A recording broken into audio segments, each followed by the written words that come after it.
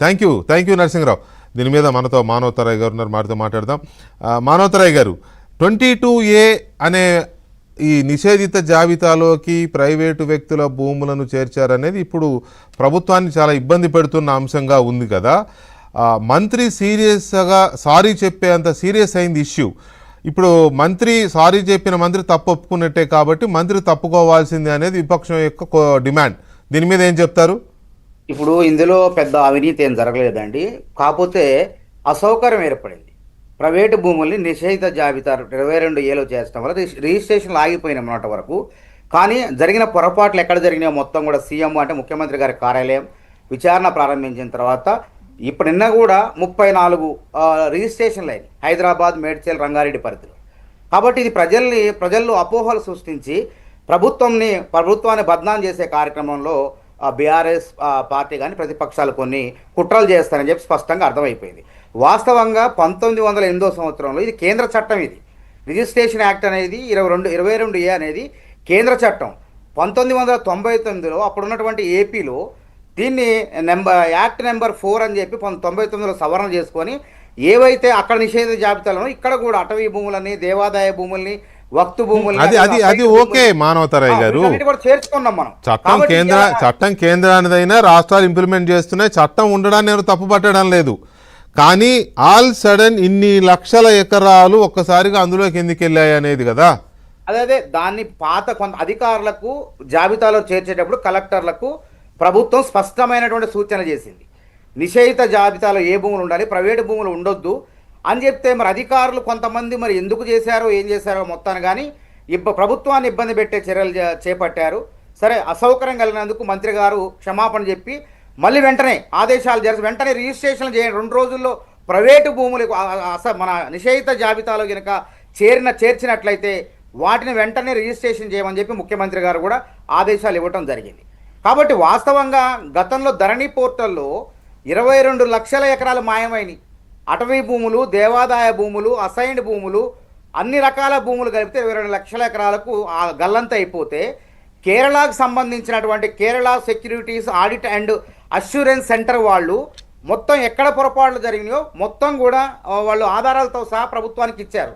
వాటన్నిటిని కూడా పొరపాట్లు జరగకుండా రాష్ట్ర ప్రభుత్వం భూభారతిలో కూడా ఈ యొక్క నిషేధిత జాబితా అంశాన్ని ఏ విధంగా ఏ భూములు చేర్చాలో స్పష్టమైన ఆదేశాలు ఉన్నప్పటికీ మరి కలెక్టర్లు ప్రభుత్వం మాట పెడచవన పెట్టడం వల్ల ఈ రాద్ధాంతం మొత్తం జరిగింది. ఇక పెద్ద ఎత్తున అవినీతి ఏం జరగలేదు. ఇక్కడ ఏదో లక్షల కోట్లని రకరకాల ఆరోపణలు చేస్తున్నారు. ఇక్కడ ఏం జరగలేదు. ప్రజల రిజిస్ట్రేషన్లో కొద్దిగా జాప్యమైంది. ఆల్రెడీ నిన్నటి నుంచి ప్రారంభమైంది. ప్రజలారా, తెలంగాణ సమాజం ప్రజలారా, ఈ అపోహల్ని నమ్మకండి. మీ ప్రైవేటు భూములు కనుక నిషేధిత జాబితాలో చేర్చబడితే వెంటనే దరఖాస్తు చేసుకోండి. మొత్తం అధికారులు 10 రోజుల్లో వీటిని పరిష్కరిస్తారు. ఇంకో విషయం ఏంటంటే ఇది ఇప్పుడు వివాదం కాదు. గతంలో కూడా ధరణి పోర్టల్ తెచ్చినప్పుడు కూడా కోర్టుకు ప్రజలు వెళ్ళారు, హైకోర్టులో కేసులు ఉన్నాయి. ఇదో కొత్తగా వచ్చినట్టు రేవంత్ రెడ్డి సర్కారే తీసుకున్నట్టు మొత్తం చెప్తున్నారు.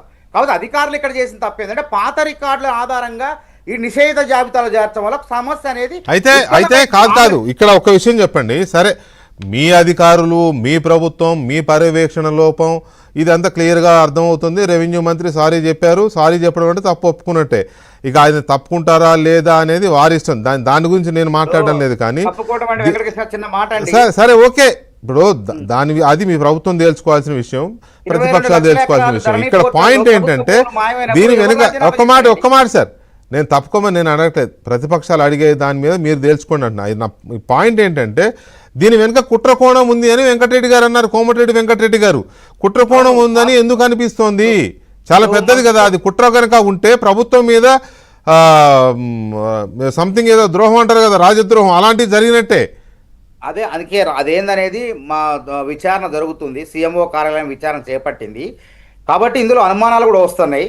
కావాలని కుట్రపూరితంగా వాళ్ళు 22 లక్షల ఎకరాలు మాయం చేశారు కాబట్టి ఆ లోపాలు బయటకు వస్తున్న తరుణంలో కావాలని చెప్పి ఎవరినన్నా, ఎందుకంటే ఈ అధికారులు కూడా ఉన్నారు గతంలో ఈ మాయం చేసిన వాటిలో, వాళ్లే కావాలని పక్కదారి పట్టించడం కోసం ఈ విధానానికి పాల్పడారా అని చెప్పి మాకు స్పష్టమవుతుంది. గుర్తుపెట్టుకోండి, ఎంత హుందాగా పొంగులేటి శ్రీనివాసరెడ్డి గారు వ్యవహరించారంటే నిజంగానే పొరపాటు జరగలేదని వాదించట్లే. ఇది మేము చెప్పినప్పటికీ మా సూచనలు పాటించలేదని చెప్పి వారు క్షమాపణ చెప్పారు. ఎంత హుందాతనంగా చెప్పారండి. ఇది గొప్ప అంశం, ఇది గొప్ప పరిణామం. కాకపోతే ఇక్కడ ఏంటంటే వాస్తవంగా 2022 అంటే 3/11/2022 ఏం చేశారు? CMRO core management of revenue records పేరు మీద 3691/2022 అనేటువంటి ఒక జీవోని తీసుకొచ్చారు వీళ్ళు. ఆ రోజు ఉన్న సమస్యలే కానీ మేము స్పష్టంగా ధరణి నుంచి భూభారతి పోర్టల్లో ఈ నిషేధిత జాబితా అంశంలో స్పష్టమైనటువంటి సూచనలు ఇచ్చినా సరే అధికారులు ఎందుకు పెడచెవిన పెట్టి దీన్ని అమలు చేశారో దీనిపైన కూడా అనుమానాలు ఉన్నాయి. అందుకే ప్రజలారా, కాంగ్రెస్ ప్రభుత్వం ఎటువంటి ఏం చేయలేదు. ప్రజాప్రతినిధులు ఏంటి, చట్టాలు శాసనాలు చేస్తారు, లేదా జీవోలు తీస్తారు, కానీ అమలు చేయాల్సిన బాధ్యత ఎవరిపైన ఉంటుంది? అధికారులపైనే ఉంటుంది. కాబట్టి మా దృష్టికి వచ్చింది కాబట్టి ప్రజలకు అసౌకర్యం కలగకుండా ప్రైవేటు భూములు ఏవైనా సరే నిషేధిత జాబితా 22A ఉంటే రిజిస్ట్రేషన్లు చేస్తున్నాం. అంటే ఇప్పుడు మీరు రెండు రకాల విషయాల్లో మీరు ఎంక్వైరీ చేయబోతున్నారు. ఒకటి, ఈ అక్రమానికి లేదా ఈ తప్పుకు కారకులు ఎవరు అధికారుల్లో అనేది ఒకటి చేయబోతున్నారు. దీని వెనుక కుట్ర చేసింది ఎవరు, కుట్ర ఉంటే ఒకవేళ అసలు కుట్ర ఉందా లేదా అనేది కూడా మీరు విచారణ చేయించబోతున్నారా? తప్పకుండా CMO కార్యాలయం ఆల్రెడీ ప్రారంభించింది. ఎందుకంటే ఈ 22 ధరణి పోర్టల్లో 22 లక్షల ఎకరాల భాగవతం బయటకు వస్తుంది. ఆల్రెడీ కేరళ వాళ్ళు అంటే ఫోరెన్సిక్ రిపోర్టు నిపుణులు వాళ్ళంతా కూడా ఎక్కడెక్కడ ట్యాంపరింగ్ జరిగింది, ఏ భూములు ఎట్లా పోయినాయని చెప్పి మొత్తం వాళ్ళే లెక్క తేల్చారు 22 లక్షల ఎకరాలను అప్పుడు. కాబట్టి ఆ మొత్తం వ్యవహారం బయటకు వస్తుందంటే ఈ అధికారులు కూడా వాళ్ళే కదా. అధికారులు ఎప్పుడు వాళ్ళే ఉంటారండి, పోస్టింగ్లు మారుతూ ఉంటాయేమో కానీ అధికారులు ఆకాశం నుంచి ఊడిపడరు, ఉన్న వాళ్ళే అటు ఇటు మారుతూ ఉంటారు పోస్టింగ్లు, అంతే వాళ్ళే ఉంటారు. స్పష్టంగా రేవంత్ రెడ్డి గారు కాంగ్రెస్ ప్రభుత్వం స్పష్టంగా సూచనలు చేసింది. నిషేధిత జాబితాలో ఒకవేళ నిజంగా గనక ఇందులో కుట్ర కోణమే గనక బయటపడితే అది చాలా దారుణమైన వ్యవహారమే. దీన్ని మరి ఎలా దీన్ని వెలికి తీస్తారు, అసలు ఉందా లేదా అనేది కూడా చూడాల్సిన అవసరం ఉంది. ఇది చాలా కీలకమైన పరిణామం. ఒకవేళ కుట్ర లేకుండా అధికారులే తప్పు చేసి ఇన్ని లక్షల ఎకరాలు నిషేధిత జాబితాలో పడేశారంటే అది కూడా దారుణమైన వైఫల్యమే ప్రభుత్వం వైపు నుంచి. ఎలా దీన్ని